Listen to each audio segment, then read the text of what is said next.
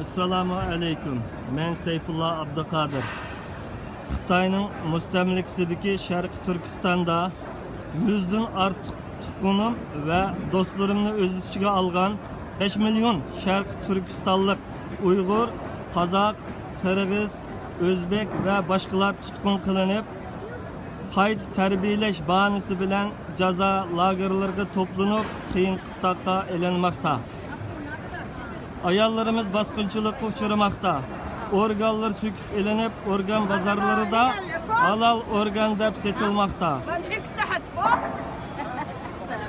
Yoshlarimiz 5 yildan 25 yilgacha jazoga hukm qilinib, Xitoyga yo'tkilib ketilib, pul ish qilib ishlatilmoqda. Ve bu qarindoshlarimiz Mao'ning va Kungzining heykellariga sajda qilishga zo'rlanilmoqda. Lagerlarning sirtida yoshlarimiz Xitoy bilan to'y qilishga zo'rlanmoqda. Balalarimiz balalar kamplarida xitoylashtirilmoqda. Boylarimiz iani qilishga majburlanib, boyliklari tortib elinmoqda.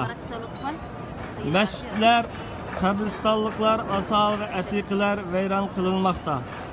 Xitoyning jazo lagerlariga to'plagan qarindoshlarimizning gunohi zemin igisi bo'lganligi va Allohga ishonganligi va o'z madaniyatiga ega xalq bo'lganligidir.